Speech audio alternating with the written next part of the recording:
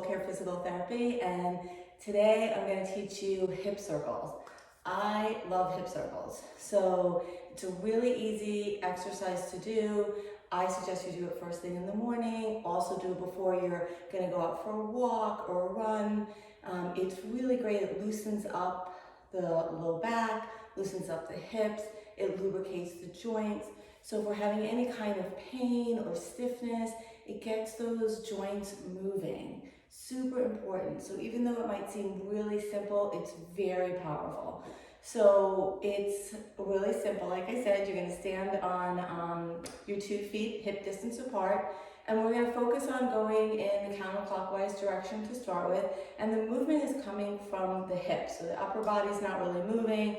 The hips are doing all the work, and the low back, pelvis. So begin to circle in a counterclockwise direction and start small, just so you can feel out, what does that feel like? Is there any sort of sticky spots, places that don't feel like they want to move? And if there is, that's totally fine. Respect that, meet your body where it is, and just gently keep moving into that space. Make the circle smaller if you need to because of pain or stiffness.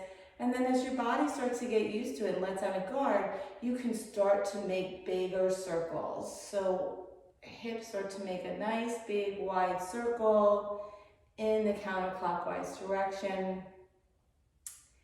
And we're going to do this for about a minute. Notice my upper body isn't moving, it's all lower body. Right? So remember those hula hoop days? Feel that motion as you come around the whole clock. Allow your hips and knees to be soft so that they can move with you. So we're getting movement at the ankles, the hips, the knees, the low back. And even though we're keeping the upper back still, there's little motion happening in there from the inside. Good. So we'll do this for about a minute. Nice and big circles if you can get them. Nice and easy, feeling good.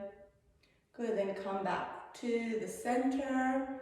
Good, allow yourself to stand in your neutral position for a couple of breaths, and then we're gonna go in the opposite direction. So clockwise, same thing, you start off a little smaller, and then allow yourself to get bigger.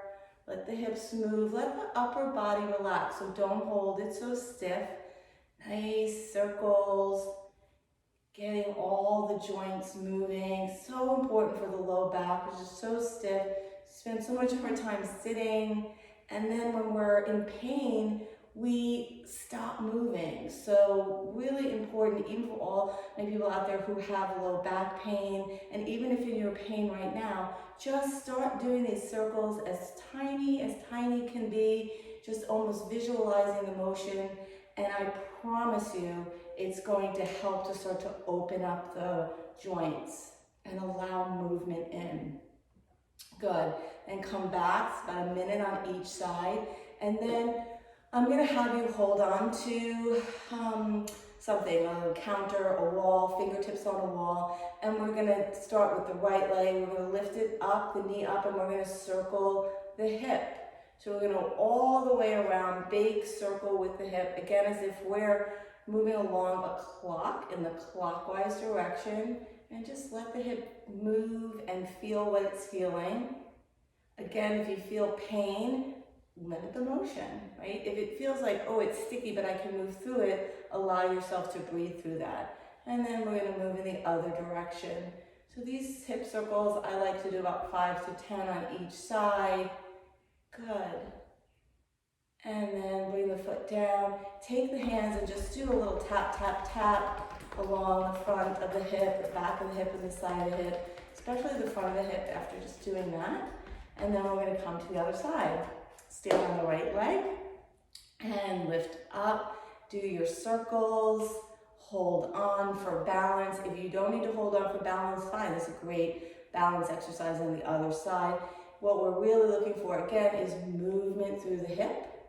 So the hips and the back are so connected.